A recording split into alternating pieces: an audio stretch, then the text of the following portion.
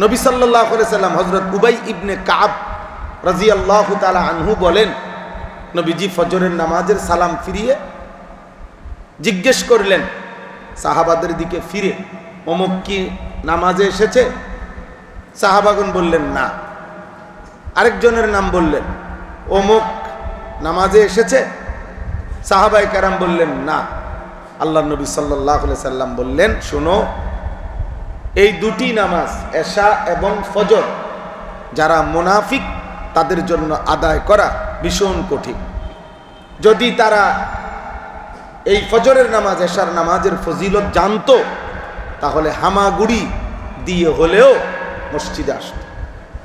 হামাগুড়ি মানে বাচ্চা যখন পূর্ণ হাঁটার আগে কিছুদিন বাচ্চা কনুই এবং হাঁটুর মধ্যে ভর দিয়া হাঁটে না, এরকম আগায়, এমনি কনুই এবং হাঁটুর উপরে ভর দিয়া যে মাটির উপরে হাঁটে চলে, এইটারে কি বলে? হামাগুড়ি বলে। তো এরকম করে হলেও মসজিদে আসতো। তাহলে এখন ফজরের নামাজের সময়, সোজা কথা আমি বুঝি, নবী সাল্লাল্লাহু আলাইহি ওয়াসাল্লাম ফজরের সময় ইমানদারের হাজিরা ডাকতেন। ইমানদারের কি ডাকতেন? হাজিরা ডাকতেন মনে হয়, খোঁজ নিতেন এবং অনুপস্থিত ব্যক্তিকে মুনাফিক হিসাবেই সন্দেহ করতেন। নয়তো এই দুইজনের অনুপস্থিতি দেখেই এটা বললেন কেন? মানে তারা নাই তো নাই, কিন্তু এরপরেই এই কথাটা বললেন কেন যে এই দুটি নামাজ মুনাফিকদের জন্য আদায় করা কঠিন? তাহলে এই কথা বলে ওনাদেরকে কি বলতে চাইছেন? কথা বলেন। হযরত আব্দুল্লাহ ইবনে ওমর রাদিয়াল্লাহু তাআলা আনহুমা জলিলুল কদর সাহাবী, নবী সাল্লাল্লাহু আলাইহি ওয়াসাল্লামের বিখ্যাত সাহাবী, তিনি বলেন, ইজা ফাকাদনাল ইনসানা ফি সালাতিস সুবহি ওয়াল ইশা আসানা বিহিজ জন। নবী সাল্লাল্লাহু আলাইহি ওয়াসাল্লামের জামানায় আমরা যখন কাউকে ফজরের নামাজে, এশার নামাজে অনুপস্থিত দেখতাম, আমরা তার ব্যাপারে দুটি ধারণা করতাম। এক, হয় সে রোগাক্রান্ত, অসুস্থ, আর নয়তো মুনাফিক। আর নয়তো কি? মুনাফিক। হয় তার শরীর রোগাক্রান্ত, নয়তো তার দিল নেফাকে আক্রান্ত, মুনাফিক। আচ্ছা, এর চাইতে ভয়ানক কথা কি হতে পারে?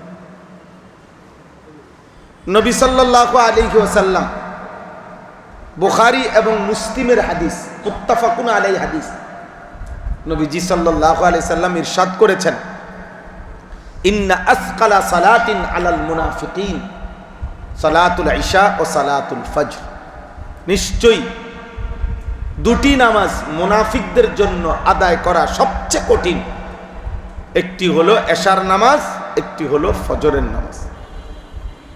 ফজরের নামাজ নবী সাল্লাল্লাহু আলাইহি সাল্লাম বলছেন, ওয়ালাউ ইয়ালামুনা মা ফীহিমা লা আতাউহুমা ওয়ালাউ হাবওয়ান। যদি ইমানদার এশার নামাজ এবং ফজরের নামাজের ফজিলত জানতো, কি পরিমাণ ফজিলত, তাহলে সে এই হামাগুড়ি দিয়ে হলেও ফজরের নামাজের জন্য আসে। এরপরে আশ্চর্যের কথা হলো, এই হাদিস শেষ হয় নাই, এই হাদিসটার আরেকটু অংশ আছে। নবীজি বলছেন, লাকাদ হামামতু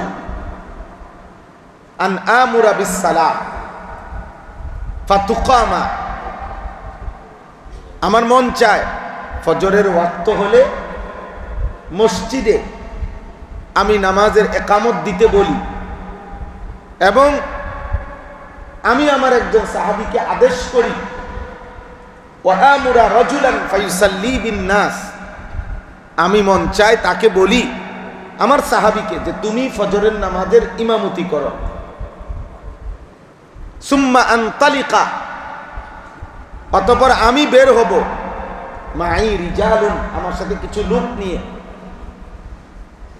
হুজামুম মিন হাতাবিন, কিছু লাকড়ির বোঝা নিয়ে, লাকড়ি নিয়ে আমি ওই মানুষগুলোর কাছে যাব ইলা কওমিন লা ইয়াশহাদুনাস সালাহ, যারা ফজরের নামাজের জামাতে আসে নাই, যে পুরুষগুলো কোনো কারণ ছাড়া, খোদার কসম আল্লাহ তাআলা নবী বলেন আমার মন চায় সুম্মা লা উহাররিকান্না বুয়ুতাহুম বিন্নার, আমার মন চায় তাদেরকে সহ, তাদের ঘর সহ আমি আগুনে জ্বালিয়ে দেই। এর চাইতে মারাত্মক কথা ভাই কি হইতে পারে? এর চাইতে ভয়ানক কথা আর কি হইতে পারে? নবী সাল্লাল্লাহু আলাইহি ওয়াসাল্লাম রাহমাতুল লিল আলামিন, দয়ার সাগর যিনি, মায়ার সাগর যিনি, হাদিসের মধ্যে আছে নবী সাল্লাল্লাহু আলাইহি ওয়াসাল্লাম বলেন ওয়া আনা আখিযুন বিহুজাজিকুম আনিন নার। উম্মত, আমি চেয়েছি আমার একটা উম্মতকে কোমরে জড়িয়ে ধরে ধরেও জাহান্নামের আগুন থেকে বাঁচাইতে। এত বেশি আহাজারি করছেন, এত বেশি বার এক একজনকে কালেমার দাওয়াত দিছেন। তারিখে ইবনে খাল্লিকান একটি কিতাব আছে, ইতিহাসের কিতাব আরবি, ওই কিতাবের মধ্যে আছে নবী সাল্লাল্লাহু আলাইহি ওয়াসাল্লাম আবু জাহলকে 4000 বার কালেমার দাওয়াত দিয়েছে। 4000 বার শুধু আবু জাহলকে কালেমার দাওয়াত দিয়েছে।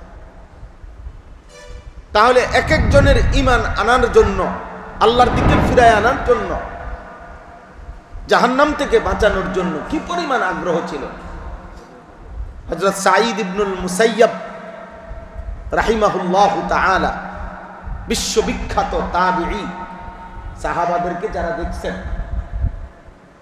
তিনি বর্ণনা করছেন, বুখারীর রিওয়ায়াত, তিনি বর্ণনা করছেন নবী সাল্লাল্লাহু আলাইহি সাল্লাম আবু তালিবের মৃত্যুর সময়, নবীজির চাচার মৃত্যুর মুহূর্তে বলেছিলেন ইয়া আম কুল লা ইলাহা ইল্লাল্লাহ কালিমাতান আশহাদু লাকা বিহা ইনদাল্লাহ।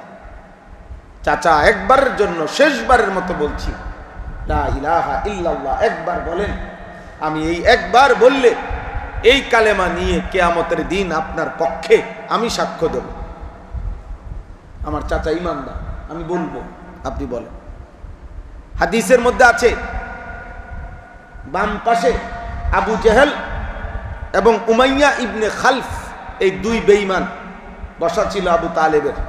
তারা বারবার বলতেছিল আবু তালেব আতারগাবু আম মিল্লাতে আব্দুল মুত্তালিব, তুমি তোমার বাবা আব্দুল মুত্তালিবের ধর্ম ছেড়ে দিবা, মুহাম্মাদের কথা গ্রহণ করবা, এভাবে বলতেছিল, নিষেধ করতেছিল।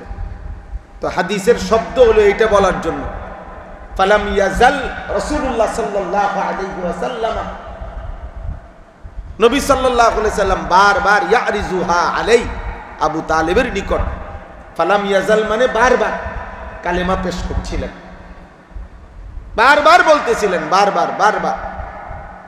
এরই মধ্যে আবু তালেবের মৃত্যু হয়ে গেছে, কালেমা পড়ে নাই। নবী সাল্লাল্লাহু আলাইহি সাল্লাম আবার বললেন, চাচা আপনি কালেমা না পড়ে মরে গেলেন, ঠিক আছে আমি এবার আমার আল্লাহর কাছে হাত তুলি, লা আস্তাগফিরান্না লাকা মা লাম উনহা আনকা, আল্লাহ আমাকে নিষেধ না করা পর্যন্ত আমি আপনার জন্য আল্লাহর কাছে মাফ চাইতে থাকবো, মাফ চাইতে থাকবো। এরপরে সূরা তাওবার আয়াত নাজিল করছে আল্লাহ, আয়াত নাজিল করে আল্লাহ বলছে, বন্ধু আপনি কিংবা কোনো ঈমানদারের জন্য, কোন মুশরিকের জন্য ইস্তিগফার করা কোনো অনুমতি নাই। হাত নামা। মা কানা লিন নাবিয়্যি ওয়াল্লাযীনা আমানু আন ইস্তাগফিরু লিল মুশরিকিন ওয়ালাউ কানু উলি কুরবা, নিকটাত্মীয় হোক কোন বেঈমানের জন্য আপনি কিংবা ঈমানদার মাফ চাইতে পারেন না, ইস্তিগফার করতে পারেন না। নামান হাত। তাহলে আমার বলার উদ্দেশ্য হলো যে নবী সাল্লাল্লাহু আলাইহি সাল্লাম একজন মানুষকে জাহান্নামের আগুন থেকে বাঁচানোর জন্য এই পরিমাণ অস্থিরতা ছিল, সেই তিনি বলতেছেন ফজরের অনুপস্থিত মুসল্লি, আমার মন চাচ্ছে তোরে আগুন দিয়া জ্বালায়, আমার মন চাচ্ছে তোমারে আগুন দিয়া জ্বালায়, লা উহাররিকা আলাইহিম বুয়ুতাহুম নবী কাসিমি হাফিজাহুল্লাহ। আমার হযরত বলে বান্দা যখন ফজরের সেজদা দেয় নামাজে, আল্লাহ তাআলা তখন পিঠে মাথায় হাত বুলায় দেয়, আল্লাহ যেন আদর করে দেয়। আচ্ছা মাশাআল্লাহ, আমার বান্দা আমারে সেজদা দিয়েছো, আসছো, মাশাআল্লাহ। ইরফা রাসাক, মাথা উঠাও, বসো বসো, বলো কোনো কথা আছে কিনা। তো বান্দা এবার বলে আত্তাহিয়াতু লিল্লাহি ওয়াস সালাওয়াতু। সেজদা শেষ, আল্লাহ তাআলা বলে আচ্ছা মাশাআল্লাহ, আমার প্রশংসা করলা, খুশি হলাম, আর কিছু বলবা? আল্লাহুম্মা সাল্লি আলা মুহাম্মাদ ওয়া আলা আলি মুহাম্মাদ। ও মাশাআল্লাহ, আমার বন্ধুর দুরূদও পড়লা, আচ্ছা মারহাবা, আমার বন্ধুর জন্য বললা, আরো খুশি হলাম, আর কিছু বলবা? তো বান্দা এবার বলে আল্লাহ সেজদা দিয়ে আপনার কাছে আসলাম, আত্তাহিয়াতু বলে আপনার প্রশংসা করলাম, আল্লাহুম্মা সাল্লি আলা বলে আপনার বন্ধুর দুরূদ পড়লাম। এবার আমার মূল চাওয়া, আল্লাহুম্মা ইন্নী যালামতু নাফসি যুলমান কাসীরা। আই কারীম মাওলা, আমি নাফরমান, আমার অনেক গুনাহ আমার অনেক বেশি, পাপ আমার অনেক বেশি, আর আমি এও জানি আপনি ছাড়া মাফ করবে কে? ওয়ালা ইয়াগফিরুয যুনুবা ইল্লা আনতা, আপনি ছাড়া মাফ করার আর কেউ নাই। ফাগফিরলি মাগফিরাতাম মিন ইনদিক, আপনার কাছে আমি চাই আপনার মাগফিরাত দিয়ে আমাকে মাফ করে দেন। ওয়ারহামনি, আমাকে দয়া করেন। ইন্নাকা আনতাল গফুরুর রহিম, আপনি তো ক্ষমাশীল, আপনি তো দয়াবান। আচ্ছা বলেন আল্লাহ তাআলা তখন কি বলবে? আল্লাহ তাআলা বলবে বান্দা দরজায় দাঁড়াইয়াও যদি দুনিয়ার কোন দাতা দানশীলের কাছে কেউ যদি দরজায় দাঁড়াইয়াও কিছু চায়, ভদ্র দানশীল দরজার কাছে থেকে তো ফিরাইয়া দেয় না, আর আমার কাছে আই না, আমি যার হাত বুলাইয়া দিলাম, আমার মুখোমুখি হয়ে আমার সেজদা দিয়ে আমার প্রশংসা, আমার বন্ধুর দুরূদ পড়ে যে আমার কাছে মাগফিরাত চাইলা, এমন বান্দা তোমার আমি ফিরাই দেব কেমনে? যা বান্দা মাফ চা, মাফ বেটা যা, অসুবিধা নাই বেটা, তোর মতো দু চার বান্দা মাফ করে দিলে আমার খাজানায় অভাব হবে, তোর মতো 2-4 কোটি বান্দা মাফ করে দিলে আমার জান্নাতে জায়গার অভাব হবে না, অভাব হবে না। এজন্য দোস্ত সেজদা বড় দামি। হাদিসের মধ্যে আছে বান্দা যখন সেজদা দেয়, ইজা সাজাদা সাজদাতান ইতাজালা আশ-শাইতান ইয়াবকি, নবী সাল্লাল্লাহু আলাইহি সাল্লাম বলেন বান্দা যখন সেজদা দেয় শয়তান তখন কাঁদতে কাঁদতে সরে যায়। শয়তান কি করে? ইয়াবকি কাঁদে, ইতাজালা সরে যায়। সে কেন সরে যায় আর কেন কাঁদে? নবী সাল্লাল্লাহু আলাইহি সাল্লাম বলেন কাঁদতে কাঁদতে শয়তান সরে যায় আর বলতে থাকে, হায় আদম সন্তান, এটাই তো সেই সেজদা যেই সেজদা না দেওয়ার কারণে আমি চির বিতাড়িত, এটাই তো সেই সেজদা যেই সেজদা দেওয়ার কারণে এই মুহূর্তে তুই আল্লাহর প্রিয় পাত্র। এই সেজদা না দেওয়ার কারণেই আমি বিতাড়িত হয়েছি, এই সেজদা দেওয়ার কারণে তুমি এখন আল্লাহর প্রিয় পাত্র হয়ে। ওর ওই কথা মনে পড়ে, তার মনে পড়ে সেজদা দিলেই বান্দা মনে পড়ে তারা, আমি জীবনে একটা সেজদা না দিয়া আজ আমি চির বিতাড়িত। ওই পুরান কথা মনে। আমি আজ থেকে 15 বছর আগে কুমিল্লা মুরাদনগর এক জায়গায় মাহফিলে যাওয়ার পথে রাত্রে আমার ডাকাতে ধরছে, যাওয়ার সময় ডাকাতে ধরছিল। পরে আমি মাহফিলে যাইতে পারি না, মোবাইল আমার ড্রাইভারের সবার সিএনজি দিয়ে গেছিলাম, তখন মাহফিলে সব নিচে গা ফিরে আসছিলাম। তো আজ 15 বছর পরেও ওই রাস্তা দিয়ে যখন আমি মাহফিলে যাই, এখনো ওই জায়গাতে আইলেই আমার গাড়ির যেই থাকে আমি লাফ দিয়া এই জায়গায় আমার ডাকাতে ধরছি, মানে এটা আমার মনেই হয়। ওই জায়গার দিকে আমি একবার হইলেও তাকাই, যে এটাই সেই জায়গা যে জায়গায় আমারে ডাকাতে ধরছিল।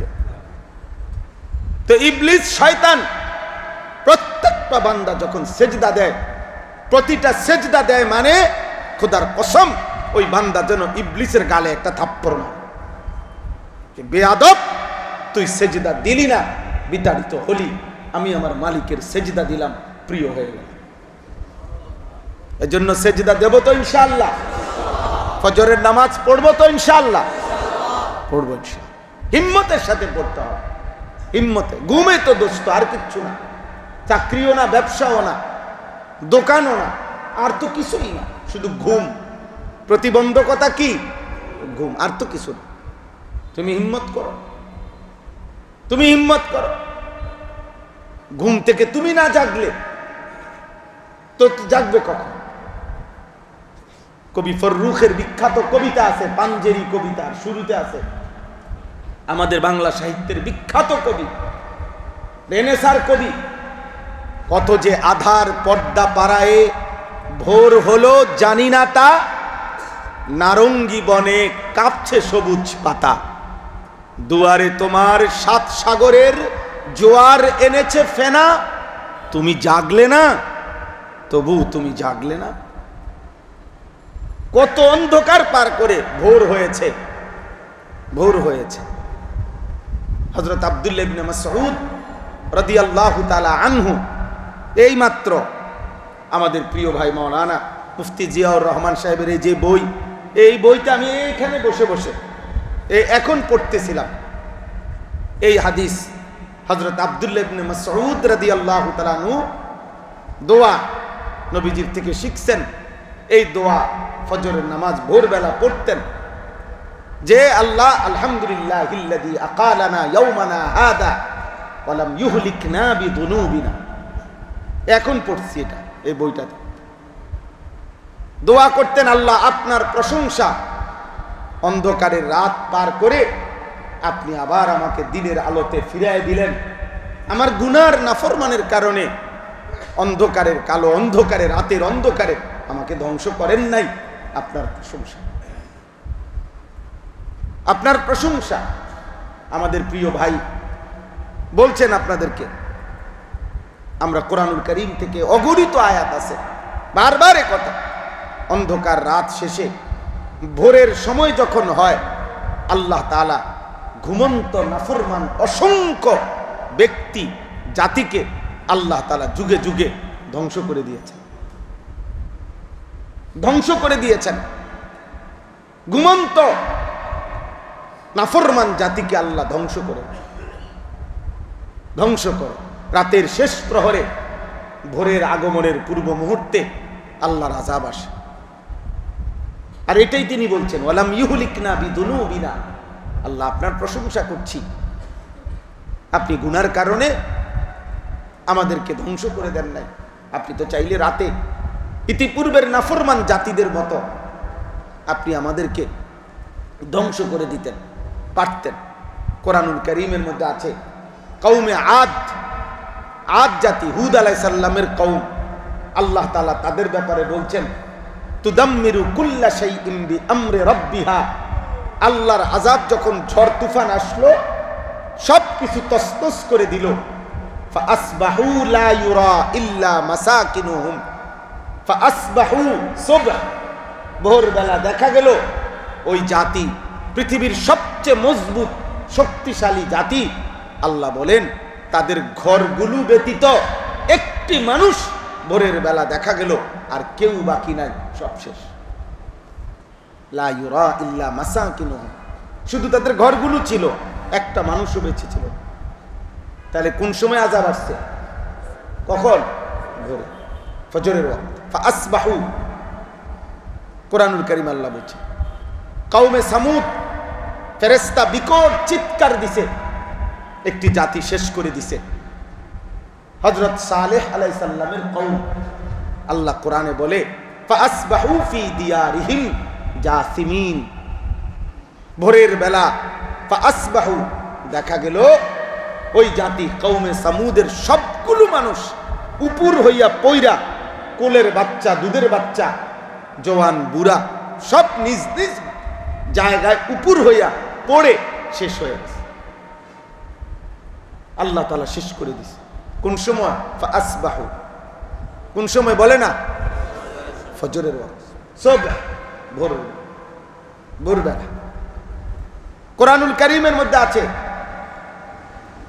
কারুন, আমরা সবাই নাম জানি।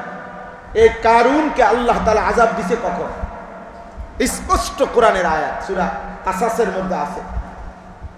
রাত্রির শেষ লগ্নে ওয়া খাসাফনা বিহি ওয়া বিদারিহিল আরদা, আমি আল্লাহ কারুনকে তার সমস্ত সম্পদের ঘর সহ একসাথে জীবন্ত মাটির নিচে দাফন করে দিছি, শেষ করে দিছি। তো ওইখানে এর পরের আয়াতে আছে ওয়া আসবাহাল্লাযীনা তামান্নাউ মাকানাহু বিল আমস, ভোরবেলা গতকাল পর্যন্ত যারা কারুনের সম্পদ দেখে ঈর্ষা করত, মনে মনে কামনা করত আল্লাহ এমন সম্পদ যদি আমাদেরকেও দিতেন, তো ভোরবেলা কারুনের এই পরিণতি দেখে ও আসবাহা, এই ভোরবেলা দেখে এই লোকগুলোই আফসোস করতেছিল আর বলতেছিল আল্লাহ আপনার কোটি মেহেরবানি, আপনি আমাদেরকে এই নাফরমানের মতো সম্পদও দেন নাই, আযাবও দেন নাই। সকালবেলা বলল ভালোই হয়েছে আল্লাহ আমগরে সম্পদ দেয় নাই ওই পরিমাণ। তাহলে কোন টাইমে কারুনের উপরে আযাব আসছে বলেন? কথা বলেন। ভোরবেলা। এটা ইনকিলাব। ফজরের ওয়াক্ত ওয়াক্তুল ইনকিলাব, ফজরের ওয়াক্ত পরিবর্তনের সময়। ফজরের ওয়াক্ত জালেমের পতন হয়, ফজরের ওয়াক্তে ইমানের বিজয় হয়। খায়বরের যুদ্ধের দিন নবী সাল্লাল্লাহু আলাইহি সাল্লামের জীবনের সবচেয়ে দুর্ধর্ষ ভয়ানক যে কয়েকটি জিহাদ নবীজি করছেন, তন্মধ্যে নবীজির হায়াতে নবী সাল্লাল্লাহু আলাইহি সাল্লামের নিজের উপস্থিতিতে তন্মধ্যে একটা হলো খায়বার। ইহুদিদের সাথে দীর্ঘ 2 মাস অবরোধ করে রাখছে, দীর্ঘ 2 মাস খায়বারের কেল্লা, ইহুদিদের দুর্গ বিজয় হচ্ছিল না। কিন্তু আল্লাহর নবী সাল্লাল্লাহু আলাইহি ওয়াসাল্লাম বলছেন একদিন আগামীকাল ফজরের নামাজের পরে আমি আমার পতাকা আমার এমন সাহাবীর হাতে তুলে দিব যার হাতে খায়বার বিজয় হবে। ফজরের নামাজের সালাম ফিরিয়ে হযরত আলীকে ডাক দিছে, ওনার হাতে পতাকা তুলে দিয়ে বলছে আল্লাহু আকবার, খারিবাত খায়বার, ইন্না ইজা নাযালনা বিসাহাতি কওমিন ফাসাআ সাবাহুল মুনযারিন। এই যে সাবাহুল মুনযারিন বলছে আল্লাহু আকবার, খায়বার শেষ হয়ে গেল, ধ্বংস হয়ে গেল। শোনো, আমরা যখন কোনো জাতির নাফরমানের সীমানায় পৌঁছি তাদের ভোর কতই না মন্দ হয়, কতই না মন্দ হয়, আল্লাহর আযাব হয়, ধ্বংস হয়। এই ভোর তার মানে বোঝা গেছে ফজরের ওয়াক্তেই আক্রমণ শুরু করছে। এই জন্য ফজরের ওয়াক্তে মুমিনের বিজয়। পৃথিবী বিখ্যাত মুসলিম সেনাপতি মোরাবিতিন সাম্রাজ্যের হযরত ইউসুফ বিন তাশফিন রাহিমাহুল্লাহু তাআলা, তিনি তার ইতিহাসের সবচেয়ে দুর্ধর্ষ যুদ্ধ জাল্লাকার যুদ্ধ, ওই যুদ্ধ শুরু করেছিলেন ফজরের নামাজের সালাম ফিরিয়ে। ফজরের নামাজের সালাম। পৃথিবী বিখ্যাত মুসলিম সেনাপতি সুলতান সাইফুদ্দিন কুতুস রাহিমাহুল্লাহু তাআলা কাফেরদের বিরুদ্ধে আইনে জালুতের ঐতিহাসিক যুদ্ধ শুরু করেছিলেন ফজরের নামাজের পরে। গাজী সালাউদ্দিন আইয়ুবী রাহিমাহুল্লাহু তাআলা ফজরের নামাজ না পড়ে যুদ্ধ শুরু করতেন না। ফজরের নামাজ ইতিহাস। ফজরের ওয়াক্ত ইনকিলাব, পরিবর্তনের সময়। জালেমের পতন হয়, মুমিনের কি হয়? বিজয় হয়। মুমিনের বিজয়, মুমিনের বিজয়। এখানে এই 4টি আয়াত সূরা বনী ইসরাঈলের, এই 4টি আয়াতের মধ্যে আল্লাহ তাআলা নবী সাল্লাল্লাহু আলাইহি সাল্লামকে স্পষ্ট বলছেন। 15 নম্বর পারা 17 নম্বর সূরা, সূরা বনী ইসরাঈল। এই সূরার 79, 78, 79, 80, 81 এই 4টি আয়াত আমি পড়ছি।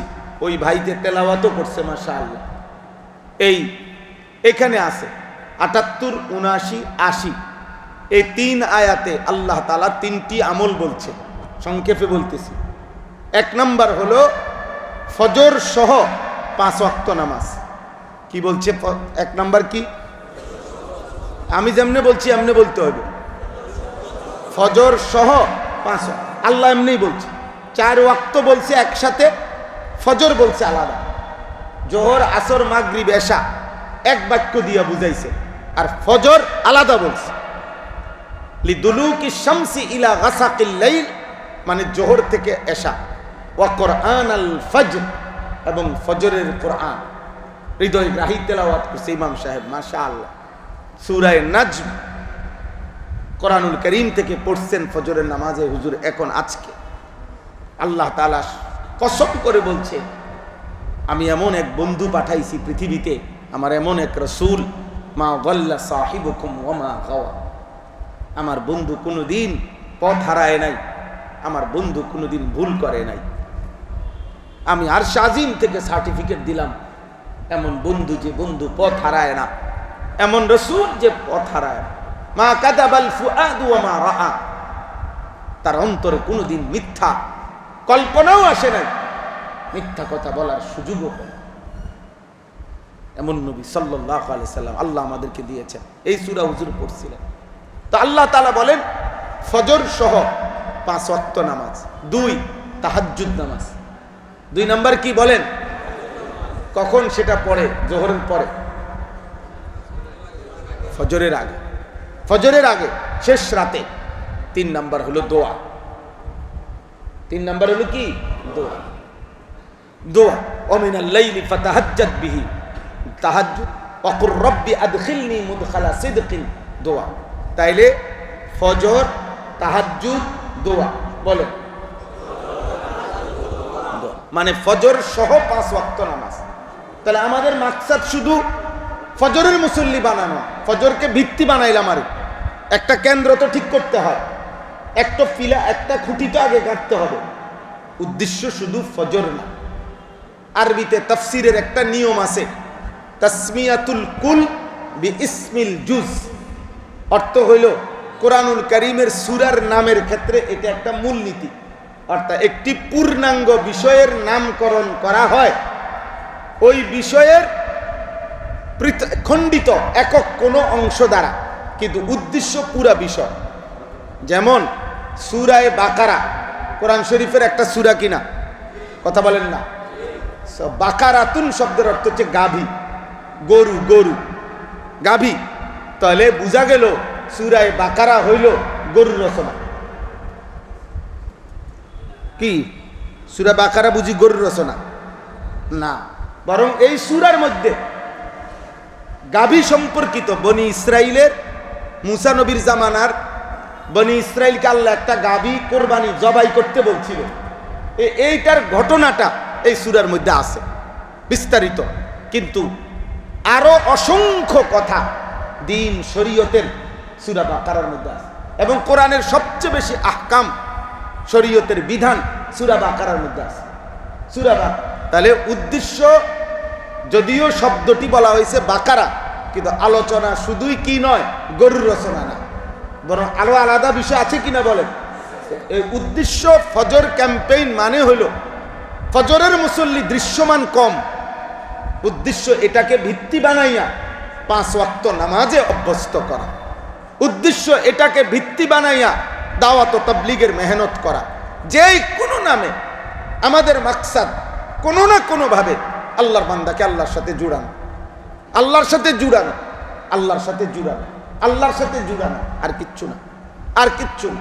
দাওয়াত ও তাবলীগের মেহনত আমাদের করা জিম্মাদারি, খানকাহি মেহনত, আত্মশুদ্ধি আমাদের জিম্মাদারি, তালিমের মেহনত, উম্মতকে দ্বীন শিখানো আমাদের জিম্মাদারি, আল্লাহর জন্য জিহাদ করা আমাদের জন্য জিম্মাদারি। অব্যাহত প্রচারণা করে দুশ্মন আরো যদি 100 বছর না 1 লক্ষ বছরও জিহাদকে ভুলাইয়া দেওয়ার জন্য উগ্রবাদ, জঙ্গিবাদ যাই বলে, খোদার কসম সাতবক জমিনের নিচ থেকেও একদিন ইমানদার বের হয়ে বলবে জিহাদ ছিল, আছে, থাকবে। এটা আমি থাকবো না। তুমি বেঈমান, আমারে গুলি করে হয়তো হত্যা করবা, খুন করবা, শহীদ করবা, কিন্তু জিহাদের জমিনে থাকবে। ইমানের বিজয় হবে, কালেমার বিজয় হবে, মাহাদির বিজয় হবে, দাজ্জালের পরাজয় হবে, পৃথিবীর শেষ ইহুদি বেঈমান পরাজিত হবে ইনশাআল্লাহ। এই আমার নবীর ভবিষ্যৎবাণী, আর এটা হবেই। এটা কি হবে? তিনি মিথ্যা বলেন না, তিনি বানিয়েও বলেন না। রাসূলুল্লাহ সাল্লাল্লাহু আলাইহি সাল্লামের কথা হবে। এজন্য এই বনি ইসরাইল আশ্চর্য, এটা এই সূরাতে বললেন কেন? আল্লাহ তাআলা বলেন এই তিনটি আমল, ফজর সহ 5 ওয়াক্ত নামাজ, তাহাজ্জুদের নামাজ, আর কি দোয়া, এই তিনটি আমল পর পর বলে আল্লাহ এবার বললেন নবীজিকে তিনটা আমল বুঝ করেন। তো নবীজি মনে করেন, বুঝাইতে জন্য বলতেছি, নবী সাল্লাল্লাহু আলাইহি সাল্লাম যেন বললেন আল্লাহ আমি আমার অনুসারীদেরকে নিয়ে শতভাগ, এখন আমি এবং আমার সাহাবারা ফজর সহ 5 ওয়াক্ত নামাজও পড়ি, তাহাজ্জুদও পড়ি, দোয়াও করি। আপনি আমার যে দায়িত্ব দিয়েছেন আমি আমার অনুসারীদেরকে নিয়ে তা আদায় করতেছি। আচ্ছা বলেন তো কি মনে হয়, সাহাবায়ে কেরাম যদি 1 লক্ষ হয়, ধরেন 1 লাখ সাহাবী ধরেন, তো ফজরের নামাজ পড়তো কয় %? কথা বলে না, কয় %? তাহাজ্জুদ নামাজ পড়তো কয় %? দোয়া করতো কয় %? সবাই সবাই সবাই, প্রথম জন শেষ জন বরাবর ছিলেন, বরাবরই ছিলেন, এখানে কোনো পার্সেন্টেজ নেই, সবাই সমান ছিল। তো এই 3 আমল যখন বুঝাইয়া দিলেন, এবার আল্লাহ চতুর্থ আয়াত 81 নম্বর আয়াত, কি মিল এটা, এই পর আল্লাহ বললেন ওয়াকুল জাআল হাক্কু ওয়া যাহাকাল বাতিল। এবার আপনি বলেন, নবীজিকে বলছেন, আমি বলবো না, আপনি নবী, আপনি বলেন হকের বিজয় হয়ে গেল, বাতিলের পরাজয় হয়ে গেল। জাআল হাক্কু, হক চলে আসলো, যাহাকাল বাতিল, বাতিল দূর হয়ে। ফজর সহ 5 ওয়াক্ত নামাজ বুঝাইয়া দিলেন, তাহাজ্জুদ বুঝাইয়া দিলেন, দোয়া বুঝাইয়া দিলেন। তো আল্লাহ যেন বলে এই 3টা আপনি বুঝাইয়া দেন, আর আমি আল্লাহর কাছ থেকে হকের বিজয় বুঝে নেন, বুঝে। এজন্য ইনশাআল্লাহ ফজরের মুসল্লি বাড়বে, হকের বিজয় হবে, বলেন ইনশাআল্লাহ। হ্যাঁ, আমি ঢুকতে সময় এই মসজিদে আজকে যখন আমরা আসতেছি, ওইখান থেকে 2 পাশে দেখছি সাইকেল দিয়া ছেলে পেলে ঢুকতেছে, মসজিদের দিকে আসতেছে। তা আমিও কাছাকাছি আইসা মানসুর ভাইরে বলছি, হতে পারে আজকেই আপনি মসজিদে ঢুকতে জায়গা পাইতেন না। ঠিক এখানে আসছি, আরে বলছে যে এই তালায় নামাজ, যে তালায় হচ্ছে ওনে জায়গা নেই, জায়গা নেই। সেদিন একদিন ইনশাআল্লাহ সেদিন হবে যেদিন জুমার নামাজের জন্য বহু মানুষ বাইরে দাঁড়িয়ে থাকে। ইনশাআল্লাহ আমাদের প্রতিটা মসজিদ এমন হবে ফজরের জন্য বাইরে দাঁড়িয়ে থাকে। নতুন করে মসজিদ কমিটি ভাববে ফজরের মুসল্লি জায়গা হয় না, মসজিদ বাড়াও। আজ যেমন ভাবে জুমার মুসল্লি জায়গা হয় না, এই জন্য 3 তালা করো, 4 তালা করো, পুরান মসজিদ ভাঙ্গা নতুন মসজিদ বাড়াও। কি জন্য? জুমার জন্য। ইনশাআল্লাহ একদিন ফজর আর জুমা বরাবর হবে, বলেন ইনশাআল্লাহ, বলেন ইনশাআল্লাহ। আল্লাহ চাইলে সম্ভব, আল্লাহ চাইলে সম্ভব, সম্ভব। অনেক কথা আছে, অনেক আবেগ আছে, বলার মতো অনেক বিষয় আছে, অনেক হাদিস, একটার পর একটা হাদিস আছে। নবী সাল্লাল্লাহু আলাইহি সাল্লাম বলছেন, মান সাল্লাল বারদাইন দাখালাল জান্নাহ। ফজর আর আসর যে নামাজ পড়লো জান্নাতে ঢুকে গেল। নবী সাল্লাল্লাহু আলাইহি সাল্লাম বলছে যে ফজর এবং আসরের নামাজ পড়ে সে জাহান্নামের আগুন তাকে স্পর্শ করবে। নবীজি বলছে ফজর এবং এশা যে পড়বে পূর্ণিমার চাঁদের মতো সে হাসরের ময়দানে আল্লাহকে সরাসরি দেখবে। ইন্নাকুম সাতারাউনা রাব্বাকুম। আশ্চর্য হলো মাওলানা, অবাক করা কথা শুনেন। হাদিসের মধ্যে কোন হাদিসে আছে এশা এবং ফজর, কোন হাদিসে আছে আসর এবং ফজর। বিষয়টা হলো, আমি এটা চিন্তা করলাম যে এশা এবং ফজর অথবা আসর এবং ফজর এই 2 নামাজকে মিলাইছে বেশি হাদিসের মধ্যে নবীজি।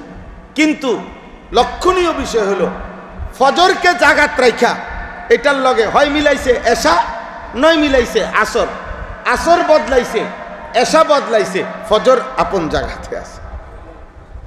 এশা এবং ফজর অথবা আসর এবং কি ফজর, তাহলে ফজর ফজর ফজরের গুরুত্ব অনেক। ফজরের নামাজ পরীক্ষা, ফজরের নামাজ কি পরীক্ষা, কারণ সময় কম। এটা কঠিন একটু, কিন্তু অসাধ্য না, অসাধ্য না। এই জন্য ইনশাআল্লাহ আপনাদের সবার কাছে আলহামদুলিল্লাহ হুজুর বই লিখছেন আমাদের হযরত মাওলানা রুহুল আমিন সাদি। আমি আজকে শুনলাম হযরত অনেক 5 বছর আগ থেকে মেহনত করতেছেন। আমাদের এই উমামা ভাই তিনি বলছেন আমি আগ থেকেই মেহনত করতেছি। আলহামদুলিল্লাহ এরকম ছোট্ট ছোট্ট সমস্ত মেহনত একদিন আমাদের বাংলাদেশের সর্বত্র মুসলমানের সন্তান ফজর পড়বে, মসজিদগুলো ভরপুর হবে ইনশাআল্লাহ। বলেন ইনশাআল্লাহ, হকের বিজয় হবে।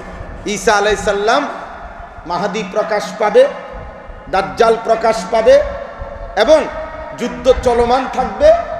ঈসা আলাইহিস সালাম আসরের ওয়াক্তে সিরিয়ার দামেস্কের একটি নির্দিষ্ট মসজিদে নেমে আসবেন আল্লাহর পক্ষ থেকে। এরপরে ফজরের ওয়াক্তে সেই ঈসা আলাইহিস সালাম দামেস্ক থেকে বাইতুল মুকাদ্দাস মসজিদে আকসা পৌঁছবেন। মাহদী ফজরের ইমামতি করার জন্য সরে গিয়ে ঈসা নবীকে জায়গা দিতে চাইবেন।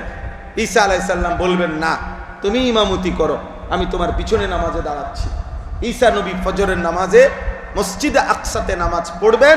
ফজরের সালাম ফিরাইয়া ঈসা মাহদী ফজরের মুসল্লি দাজ্জাল এবং ইহুদিদের বিরুদ্ধে শেষ চূড়ান্ত লড়াই শুরু করবে। আসরের ওয়াক্তে ওয়াক্তে কালেমার বিজয় হয়ে যাবে, দাজ্জাল হেরে যাবে, ইহুদির পতন পতন। ওরা গুলি করুক, ওরা ব্রাশ ফায়ার করুক, ওরা খুন করুক, ওরা গুম করুক, কিন্তু আরো কিছু করুক, ইহুদিরা করুক আর পত্তলিকরা করুক, যে যাই করুক, মোল্লা মৌলবী হুজুর মাদ্রাসা আরো যদি কমায়া ফেলে, একসাথে 250 কোটি মুসলমান একদিনে এক সপ্তাহে ব্রাশ ফায়ার করবে, এমন ক্ষমতা তোর আব্বারও নাই। অতএব আমি না শহীদ হব, অসুবিধা কি? আমি না মরে যাব, আমার আরো 2 ছেলে আছে, ওরা লড়বে। আমার আরো সন্তান আছে, আমার আরো নওজোয়ান আছে, ওরা আবার জাগবে ইনশাআল্লাহ। ইনশাআল্লাহ ইমানের বিজয় হবেই হবে, ইনশাআল্লাহ কালেমার বিজয় হবেই হবে ইনশাআল্লাহ। এজন্য দোস্ত আমার অনুরোধ আপনাদের কাছে, প্রত্যেকেই মহব্বতের সাথে আমরা নিয়ত করি আমরা ফজর পড়ব। বলেন ইনশাআল্লাহ, যতভাবে হইতে পারে ওলামায়ে কেরামের পরামর্শ নিয়ে ইখলাসের সাথে আমরা মেহনত করব ইনশাআল্লাহ। কোনো কাজ এই মুহূর্তে এটাই কাজ, এটা না, এটা একটি কাজ, এটাই একমাত্র কাজ না। দাওয়াত ও তাবলীগ আমার কাজ, আল্লাহ ওয়ালাদের কাছে তাজকিয়া আত্মশুদ্ধির মেহনত করা আমার কাজ, কোরআন সুন্নাহর ইলম শিখা, অন্যের শিখার ফিকির করা আমারই কাজ। কথা বলেন না? দাওয়াত কার কাজ? আমার কাজ। তাবলীগ কার কাজ? আমার কাজ। তালিম কার কাজ? আমার কাজ। তাজকিয়া কার কাজ? আমার কাজ। জিহাদ কার কাজ? আমার কাজ, আমার কাজ। হ্যাঁ বাদ দেন, সব বাদ দেন, এটাই করতে হবে এই মুহূর্তে, না এটা না, সব আমার কাজ। আমি আমার সাধ্যটুকু দিয়ে প্রত্যেকটা নেক কাজে অংশগ্রহণ করব। বলেন ইনশাআল্লাহ। এবং ইখলাস চাই, ইখলাস চাই, ইখলাস চাই, ইখলাস চাই আল্লাহর জন্য, আল্লাহর জন্য, আল্লাহর জন্য, আল্লাহর জন্য। প্রতিবার আবার মনের সাথে বুঝাপড়া করতে হবে। দুনিয়াবি গরজ, শুধু পরিচিতি, শুধু জনপ্রিয়তা, কিচ্ছু আসে যায় না। আমাকে 10 কোটি মানুষ চিনলেও আপনাদের কবর রাজাবো মাফ হবে না, আমার কবর রাজাবো মাফ হবে না। তা আমি পরিচিতি দিয়া করবো কি? আপনি আমারে এখন চিনেন, আপনারা আমারে এখন চিনেন, অমুকে আমারে এখন চিনেন। আমি আজকে 22 বছর আল্লাহর দয়ায়, আল্লাহর দয়ায় মালিকের মেহেরবানিতে 2-4 কথা বলার সুযোগ আল্লাহ দিছেন। তো 15 বছর আগে আপনি আমারে চিনতেন না, আমি তখনও ওয়াজ করতাম, তখন আমি বয়ান করতাম। 15 বছর আগে আমি 4 ঘন্টাও বয়ান করছি, 4.5 ঘন্টা বয়ান। এই সিলেটের বহু মসজিদে আমি 5 মিনিট বয়ান করছি আমার শায়েখের সাথে, 7 মিনিট, 10 মিনিটও কথা বলছি। হযরত নাস্তা করতেছেন, ইস্তেঞ্জা করতেছেন, 2-4 মিনিটও কথা বলছি। আমার শায়েখ আল্লামা মুফতি মুশতাকুর নবী কাসেমি হুজুরের সাথে আমারে ফজরের কাজ করার জন্য বলছে আমার শায়েখ আল্লামা মুফতি মুশতাকুর নবী কাসেম। একদিন হযরত এক জায়গায় সফরে আমরা যাওয়ার পথে ফজরের ওয়াক্তে মসজিদে ঢুকে দেখছি ইমাম সাহেবের একজন মুসল্লি, অল্প বয়স্ক একটা ছেলে সারা, একটি সুদৃশ্য সুন্দর মসজিদ, শীতকালীন ভোর, প্রচণ্ড ঠান্ডা, একটা মুসল্লিও নাই, একজনও নাই, বুড়াও নাই, জোয়ানও নাই। হুজুর তখন কাঁদা দিছিলেন, চোখের পানি ফেলে এরকম কাঁধে হাত দিয়া বলছে, মাওলানা একটা আন্দোলন করেন, একটা মেহনত করেন, ফজরের মুসল্লি বৃদ্ধির আন্দোলন। এই সেই দিন থেকে আমি বলছি যে ঠিক আছে, আমিও বলবো ফজরের কথা, এই থেকে বলি। এরপরে আর এই ফজর ক্যাম্পেইন এই নাম আমি শুনছি আমাদের চট্টগ্রাম সন্দ্বীপে কলেজের কিছু ছেলে দিনদার, ওরাই কাজটা করে ওরাই এটা বলছে ফজর ক্যাম্পেইন। আমি বুঝে নাম টাম বুঝি না, আমি যে যেটা বললা পারেন, যেমনে পারেন, মুসল্লি দরকার, ইমানদার দরকার। আল্লাহ তাআলা আমাদের সবাইকে তৌফিক দান করেন, আল্লাহ আমাদের সবাইকে কবুল করেন। আমরা কি করব? ফজরের মুসল্লি হব, বলেন ইনশাআল্লাহ। আর কি করব? আমার ব্যক্তিগত পরামর্শ হলো প্রত্যেকে একজন কমপক্ষে, হোয়াটসঅ্যাপ গ্রুপ আছে, বিভিন্ন পদ্ধতি আছে, আপনারা করবেন, কোনো মানা নাই, কিন্তু আপনি কমপক্ষে একজন মুসলমানের ভাইয়ের বন্ধুর দায়িত্ব নেবেন, দুইজনে মিলে কথা বলে নেবেন যে দোস্ত আমি তোমার উঠাবো, তুমি আমার উঠাবে। বুঝেন নাই কথাটা? নবী সাল্লাল্লাহু আলাইহি সাল্লাম মক্কা থেকে মদিনায় হিজরত করার পর মক্কার সাহাবীদেরকে কি বলে? মুহাজির। আর মদিনার সাহাবীদেরকে কি বলতো? আনসার। নবী সাল্লাল্লাহু আলাইহি সাল্লামের এটা সব কিতাবে আছে। নবীজির আমল কি করছে? নবী এই মক্কার একজন সাহাবীর সাথে মদিনার একজন সাহাবীকে ওয়াকাদ আখা, মানে ভাই ভাই বানায় দিছে, দুজনরে একসাথ করে দিছে। যে মদিনার ওনারে বলছে মক্কার একে তোমার ভাই বানায় দিলাম, তার সুবিধা অসুবিধা তুমি দেখবা। এরকম একজন করে ভাগ করে দেওয়াতে সাহাবায়ে কেরামের সুন্দর পুনর্বাসনের ব্যবস্থা হয়ে গেছে, যাবতীয় প্রয়োজন পূরণ হয়ে গেছে। ওইখান থেকে আমি এটা বাইর করছি যে একজনের দায়িত্ব নেই। আমারে যদি আবার আপনি ফজরের টাইমে 10 জন মুসল্লিরে মোবাইলে কল দিয়ে উড়াইতেন, দায়িত্ব দেন, আমার 1 ঘন্টা আগে উঠতে হইব, তো আবার পেরেশান হয়ে যাবে। তখন উনি কল ধরে না, উনি রিসিভ করে না, এরপরে সে আবার বলবে হ্যাঁ মিয়া একবার কল দিয়ে আপনি একবারে বিরক্ত হয়ে গেছেন, আপনার দিয়ে কাম হইব, বুঝছি, ওই তো না গোড়ার দিক কষ্ট হবে। তাহলে একজন ডাকবো কাকে? একজনকে। এবার 2 জন, এই 2 জন ডাকলে 4 জন হবে, 4 জন ডাকলে 8 জন হবে। এভাবে ইনশাআল্লাহ আল্লাহর জমিনে আমাদের বাংলাদেশে আমাদের সর্বত্র ফজরের মুসল্লি বাড়বে ইনশাআল্লাহ। আরও পদ্ধতি হইতে পারে, আমি কোনোটা নিষেধ করতেছি না, মানে আমি একটা বুদ্ধি বললাম আর কি, যে আমরা ইনশাআল্লাহ চেষ্টা করব। আল্লাহ তাআলা আমাদেরকে তৌফিক দান করেন। এবার শেষ 3 মিনিট বা 5 মিনিট সময়, 4-5 মিনিট মনোযোগ দিয়া, আমি ব্যক্তিগত আমি লিখক না, লিখতে পারিনি। হুজুর তো মাশাআল্লাহ অল্প সময়ে আস্তা বই লিখে ফেলছে, বেটা মাশাআল্লাহ মাশাআল্লাহ। আল্লাহ এই কিতাব সাফল্যের গল্প ফজর থেকেই শুরু, আল্লাহ কবুল করে নেন। তো আমি নিজের আবেগে অল্প একটু লেখা আমিও লিখছিলাম, কোনো বইও নাই, কম্পোজও নাই। এটা একটু শুনাই, এটা শুনাইলেই আমার কথা শেষ। শুনাই এটা আমি। বিসমিল্লাহির রহমানির রহিম। সালাতুল ফজর, ফজর নামাজ, সুবহে সাদিক, নতুন ভোর, নতুন আলোর উন্মোচন, নতুন দিনের সূচনা, আধারের পর্দা পেরিয়ে আলোর উদ্বোধন, অন্ধকারের কালো চাদর ভেদ করে আলোর রেখা ফুটতে শুরু করেছে। অনুপম সুন্দর সৃষ্টি জগৎ আড়মোড়া ভেঙে জেগে উঠছে, মোরগ ডাকছে, মুয়াজ্জিনের সুমধুর কণ্ঠে ভেসে আসছে আসসালাতু খায়রুম মিনান নাউম। আর কি শুয়ে থাকা যায়? জেগে ওঠে মোমেন, নড়ে ওঠে জিব্বা, বলে ওঠে বান্দা আলহামদুলিল্লাহিল্লাযী আহইয়ানা বা'দামা আমাতানা ওয়া ইলাইহিন নুশুর। প্রশংসা আপনার মালিক, মৃত্যুরূপ ঘুম দিয়ে আমাকে আবার হায়াত ফিরিয়ে দিলেন। একদিন ফিরতেই হবে আপনার কাছে। বিশ্বাসী মোমেন শয্যা ছেড়ে দাঁড়িয়ে পড়ে, প্রস্তুতি নেয় ফজর সালাতের। ভোরের নির্মল বাতাসে ইমানদার এগিয়ে চলে মসজিদের পানে, আদায় করবে ফজর নামাজ, রবের কদমে দেবে সেজদা। তিনিই যে সারা রাত ঘুম পাড়ালেন, তিনিই যে জাগিয়ে দিলেন। এ সেজদা সত্যিকার মোমেনের, এ সেজদা কৃতজ্ঞ বান্দার, এ সেজদা অনুগত গোলামের। রাতের আধার পেরিয়ে প্রতিটি ভোরের সূচনায় পরীক্ষা হয় বিশ্বাসী মোমেন আর কপট মুনাফিকের।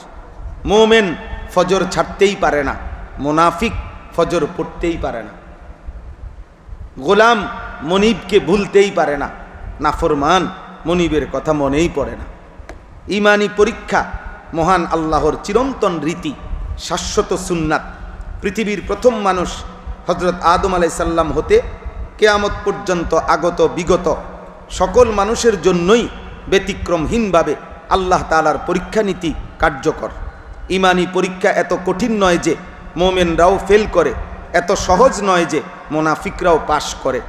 এতটুকু কঠিন যে মোনাফিকরা পাশ করার সামর্থ্য না রাখে, এতটুকু সাধ্যের ভেতর যে মোমেনদের পাশ করার সুযোগ থাকে।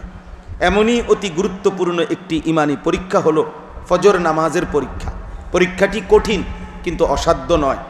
প্রশ্ন হতে পারে ফজরের নামাজ কতটা গুরুত্বপূর্ণ? এতটাই গুরুত্বপূর্ণ যে নবী করিম সাল্লাল্লাহু আলাইহি ওয়াসাল্লাম ফজরের নামাজকে মোমেন ও মুনাফিকের মধ্যে পার্থক্য নির্ণয়কারী সাব্যস্ত করেছেন। হজরত আবু হুরায়রা রাদিয়াল্লাহু তাআলা আনহু হতে বর্ণিত, নবীজি সাল্লাল্লাহু আলাইহি ওয়াসাল্লাম ইরশাদ করেছেন, মুনাফিকের জন্য সবচেয়ে কঠিন নামাজ হলো এশা ও ফজরের নামাজ। এই দুই নামাজের ফজিলত তারা যদি জানতো তাহলে হামাগুড়ি দিয়ে হলেও নামাজে উপস্থিত হতো। আমার মনে চায় যে আমি নামাজের সময় হলে নামাজের নির্দেশ দিই, এরপর একজনকে নির্দেশ দিই যে সে উপস্থিত লোকদের নিয়ে নামাজ আদায় করুক, আর আমি লাকড়ির বোঝাসহ একদল লোক নিয়ে তাদের কাছে চলে যাই যারা নামাজে উপস্থিত হয়নি, এরপর তাদের ঘর তাদের সহ আগুন দিয়ে জ্বালিয়ে দেই। বুখারী ও মুসলিম। ভেবে দেখুন অন্যায় কত বড়, অপরাধ কত ভয়াবহ। উম্মার প্রতি কল্যাণকামী ও পরম দয়াদ্র হওয়া সত্ত্বেও প্রিয় নবীজি চাচ্ছেন ফজরের জামাতে অনুপস্থিত ব্যক্তিকে ঘর সহ পুড়িয়ে দিতে। আল্লাহর শপথ, বাহ্যত চরম কঠোরতা মনে হলেও প্রকৃতপক্ষে এই উক্তির মাঝে ফুটে উঠেছে পরম স্নেহশীল নবীজির উম্মাহ প্রীতির এক অনুপম চিত্র। নবীজি তো চাচ্ছেন উম্মতকে দুনিয়ার আগুনের ভয় দেখিয়ে জাহান্নামের আগুন থেকে রক্ষা করতে। আহ, কত পার্থক্য দুনিয়ার আগুন ও জাহান্নামের অগ্নির তাপ ও তীব্রতায়। নবী করিম সাল্লাল্লাহু আলাইহি ওয়াসাল্লাম কারো ইমানের বিষয়ে পূর্ণ আশ্বস্ত না হলে তাকে ফজরের সময় মসজিদে খোঁজ করতেন।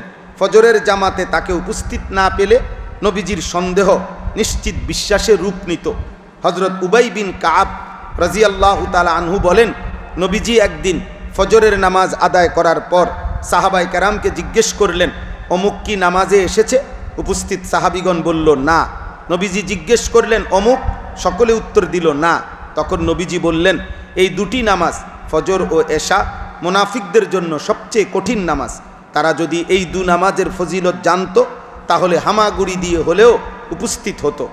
প্রিয় নবী সাল্লাল্লাহু আলাইহি সাল্লামের বিখ্যাত সাহাবী হযরত আব্দুল্লাহ ইবনে ওমর রাদিয়াল্লাহু তাআলা আনহুমা বলেন, এশা ও ফজরের নামাজের জামাতে কাউকে অনুপস্থিত দেখলে তার বিষয়ে আমরা অশুভ আশঙ্কা করতাম। হয়তো তার শরীর রোগাক্রান্ত, নয়তো দিল নেফাকে আক্রান্ত। প্রিয় ভাই আমার, মোমেনের জীবনে ইমানই তার শ্রেষ্ঠ সম্পদ। এই পৃথিবী হাজারবার হারালেও সমস্যা নেই, কিন্তু আল্লাহকে হারিয়ে তুমি কোথায় যাবে? মুনাফিকের চিহ্ন নিয়ে কিভাবে দাঁড়াবে রবের সামনে? ইমানের পরীক্ষায় হেরে গিয়ে কিভাবে পাড়ি দেবে আখেরাতের সুদীর্ঘ পথ? জাহান্নামের দাউ দাউ আগুন সইতে পারবে তো? আমি জানি বন্ধু আমার, তুমি পারবে না। দুনিয়ার আগুনের চাইতে 70 গুণ বেশি তীব্র জাহান্নামের আগুন। তাহলে কেমনে সইবে? 1 মিনিট, 1 দিন, 1 বছর? না না, সইতে তো হবে হাজার লক্ষ কোটি বছর। শেষ হবে না কোনো দিন। আমার প্রিয় নওজোয়ান, আমার প্রিয় ভাই, আমি তোমাকে ফজর নামাজের জন্য জাগাতে চাই, জাহান্নামের আগুন হতে বাঁচাতে চাই, ভোরের সেজদায় তোমাকে প্রিয় রবের হাতে তুলে দিতে চাই। জাগো, ওঠো বন্ধু, ওঠো নওজোয়ান, তোমাকে ফজরের সেজদা দিতেই হবে। মাত্র 4 রাকাত নামাজ, গুনে গুনে 8টি সেজদা, অল্প সময়, অনেক নেকি, অনেক দাম। তুমি পারবে, তুমি কিশোর, তুমি যুবক, দেহে তোমার অফুরন্ত শক্তি, চোখ কান হাত পা সারা দেহ সুস্থ তোমার। এ যে তোমার রবের দান, তার সামনে ঝুঁকবে না, তাকে সেজদা করবে না? ঘুমই তো বন্ধু, আর কোনো অসুবিধা তো নয়। তাহলে হিম্মত করো, শোভে সাদিক হয়ে গেছে, অন্ধকার বিদায় নিচ্ছে, আলোর ধারা আসতে শুরু করেছে। তুমি উঠলে, তুমি জাগলে, ফজর পড়লে, দেখবে তোমার জীবনও আলোকিত হবে। সারা দিন তুমি তোমার রবের আশ্রয়েই থাকবে। প্রিয় ভাই আমার, যদি বলো এত মিনতি কেন করছি, এতবার কেন অনুরোধ করছি, এতভাবে কেন ডাকছি, বিশ্বাস করো তোমার কল্যাণের জন্য। তুমি যে আমার মুসলিম ভাই, তুমি যে আমার ইমানি বন্ধু, এক বন্ধু আরেক বন্ধুকে আল্লাহর দিকে ডাকবে, ইবাদতের দিকে ডাকবে, জাহান্নাম থেকে ফেরাতে চাইবে, এটাই তো ইমানের দাবি, তাকওয়ার দাবি। দুই বন্ধু ইমান রাখবো আল্লাহর প্রতি, একসাথে ইবাদত করব মহান রবের, জান্নাতেও প্রবেশ করব, একসাথে হাত ধরাধরি করে গলাগলি করে ইনশাআল্লাহ। আরেকটি কারণ আছে বন্ধু, ফজরের সেজদায়, তাহাজ্জুদের কান্নায়, দোয়া আর প্রার্থনায় হকের বিজয় লুকিয়ে আছে, বাতিলের পরাজয় নিহিত আছে। ফজরের কাফেলা মাহাদির সাক্ষাৎ পাবে, আবার আসবেন পৃথিবীতে যে নবী ঈসা আলাইহিস সালাম, তার সান্নিধ্য পাবে ফজরের মুসল্লি। ফজর প্রজন্ম হকের জন্য লড়বে, কালিমার জন্য জেহাদ করবে, বিশ্বময় ইসলামের পতাকা উড়াবে, দাজ্জাল ও তার দোসরদের বিরুদ্ধে চূড়ান্ত লড়াই করবে। এ সত্য হবেই, এ তোমার নবীর ভবিষ্যৎবাণী, আর তিনি মিথ্যা বলেন না, বাণীও বলেন না, যা বলেন মহান আল্লাহর পক্ষ হতেই বলেন। অতএব হে নওজোয়ান, হে আগামীর বীর, হে মুআজের উত্তরসূরি, তুমি ওঠো, ফজরের আজান হচ্ছে, ঘুম ভেঙে অজু করো, মসজিদে চলো, ফজরের জামাতে শামিল হও, ইমাম সাহেবের সুমধুর তেলাওয়াতে হৃদয় প্রশান্ত করো, অন্তর আলোকিত করো। প্রিয় বন্ধু আমার, তাহলে তুমি আশা করি সিদ্ধান্ত নিলে ফজর পড়বে ইনশাআল্লাহ। ঠিক আছে ইনশাআল্লাহ? যদি এই হয় তোমার সিদ্ধান্ত, তাহলে ছোট্ট একটি আবদার আছে তোমার নিকট। তুমি শুধু একজন বন্ধুকে ফজর নামাজের জন্য জাগাবে, আন্তরিক ভালোবাসা নিয়ে তার সাথে ওয়াদা করবে, আমি তোমাকে জাগাবো, তুমিও কখনো আমাকে জাগাবে। দুই বন্ধু ফজর পড়ব মসজিদের জামাতে, ইমান আর তাকওয়া নিয়ে দুনিয়াতে থাকবো একসাথে, আখেরাতে জান্নাতেও থাকবো একসাথে ইনশাআল্লাহ। একে অপরকে ডেকে ফজর নামাজের মুসল্লি বানানোর আন্তরিক এই প্রচেষ্টার নামই হচ্ছে ফজর ক্যাম্পেইন বাংলাদেশ। আমরা স্বপ্ন দেখি বাংলাদেশের প্রতিটি জেলা, প্রতিটি মহল্লায় ফজরের মুসল্লিতে মসজিদ মুখরিত হবে, ফজর আর জুমায় মুসল্লি বরাবর হবে। এই মেহনত শুধুই নেকির আশায়, আখেরাতের আশায়, আল্লাহর সন্তুষ্টির আশায়। মহান আল্লাহ তাআলা আমাদের সকলকে নেক কাজে অংশগ্রহণ করার তৌফিক দান করুন।